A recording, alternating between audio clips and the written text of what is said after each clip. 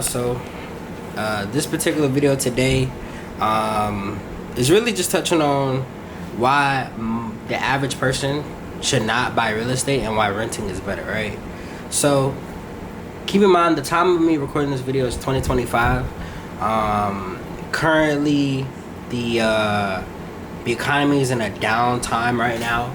A lot of people, can't really afford food, can barely afford food in America, can barely afford to pay rent, can barely afford to take care of themselves, right?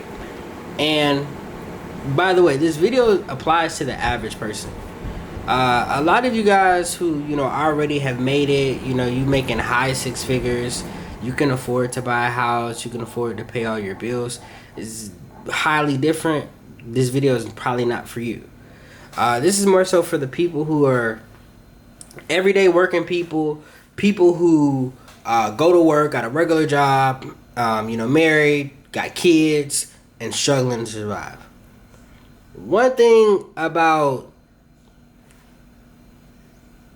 getting into the real estate business, guys, like, number one, if your life is not in order, or let's say your finances are not in order, the last thing that you should be doing is trying to get into the real estate business. With it being 2025, this is not the 1990s. This is not the early 2000s where this is not 2008 where you could buy real estate for super duper cheap and get a return in the rent roll, or get a return by just simply flipping the property. Right now, we're at a point to where interest rates are super high, way higher than what people were getting in 2020, 2%, 3%. It's at the time of recording this video, it's around 6 to 7%. Also, the cost of living and inflation has increased since COVID, since 2020. And a lot of people, generally, the average house nowadays, like a regular standard house nowadays, is $350,000, which most people can't afford, because most people in the United States don't even make six figures. It's only a small part of the population that can make six figures. Which, with me being in the real estate business and me working as a real estate agent in the residential space, not just the commercial space, the average person, when they buy a house, they blow a significant amount of their savings, to where one hiccup after they buy their house could pretty much set them back financially almost 2 to 3 years. And now, another thing that a lot of people don't really like to touch on when it comes to getting into the real estate business is, just because you're able to get approved for a loan to buy a house doesn't mean you can actually afford the upkeep of the house. When you buy a house, let's say you buy a house for $350, and you making an income of close to $80,000, $90,000, which is not bad, right? But a lot of people do not consider the wear and tear and the cost of the wear and tear when it comes to getting into the real estate business and owning property. And it's always been a big misconception that a lot of people like to say, a lot of broke people like to say, is that the richest millionaires or people become millionaires through real estate. That's true, and it's not true. A lot of people who get rich most of them do not get rich through real estate. A lot of people who tend to get rich in business, and then they take the money from business and invest it into real estate to park it and to get decent tax advantages that the average person probably won't even take advantage of, because you don't make enough money to do so.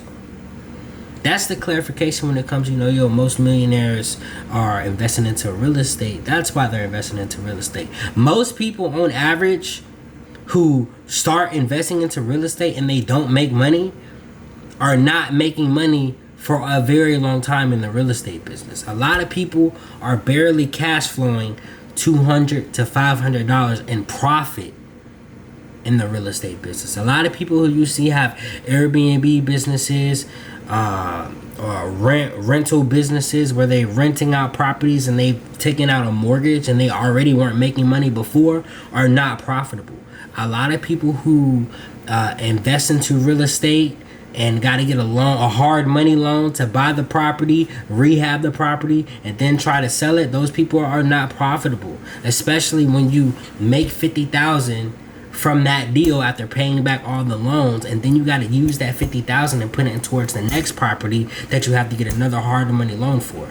A lot of people would be way better off getting into business or doing something that doesn't cost as much money.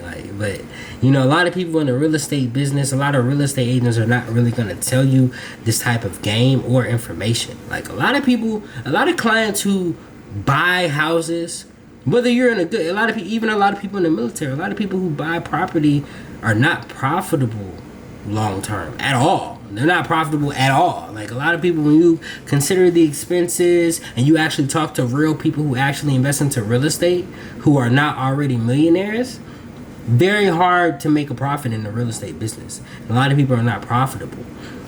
Most people, and I like to tell people, and by the way, I'm not a financial advisor of no way, form, or fashion, but a lot of people will be way better off saving their first $100,000 to $200,000 than looking at buying real estate.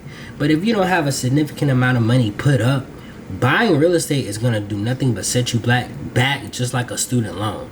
Because not only do you have to be able to pay the mortgage, and that you also have to be able to pay for the wear and tear, a lot of people also have to pay for insurance, and you have to pay for property taxes. And if your income is not steadily increasing every single year, a lot of people, especially, you know, in the black community, are going to tend to get outpriced by paying property taxes. You know, in the year 2025, a lot of people are paying $1,000 more than what they paid last year in property taxes. Now, if your bill is already, you know, between $2,000 and turning to $3,000 or $4,000, $5,000 after the holidays, a lot of people are gonna be looking crazy because they can't afford it. And you know, a lot of agents, you know, who tend to give me backlash on this particular topic, a lot of these people just want to make a sale. I don't really need to do residential real estate. That's what commercial is for. But this is just some food for thought on why you should not buy real estate starting out, especially if you're not already rich. Now, if you're rich or you making a decent amount of money, totally different story. But for the average person, it's not in their best interest to drop everything they're doing and invest into real estate. A lot of people who are, you know, trying to retire with rentals or whatever, a lot of these people are barely making any money to still be able to survive and pay bills. But a lot of people don't like to talk about that. But yeah, but make sure you guys like, subscribe, and share. For those who actually want real mentorship in the commercial or residential space and real estate, you want a one-on-one with me, myself, check the link in the description. Also, for those people who like to smell good, you know, like roll-on fragrance oils, check the link in the description below. Check out my fragrance oil brand. For those who actually want to get into selling oils and making, you know, extra money, definitely check the link in the description. Of course, like, subscribe, and share. And of course, I already know, just like the last time I did a video like this, the comments are gonna go crazy. So y'all turn up the comments for me. Let me know why I'm wrong. I want to hear it all, right? But yeah, like, subscribe, and share, and I will see you guys in the next one.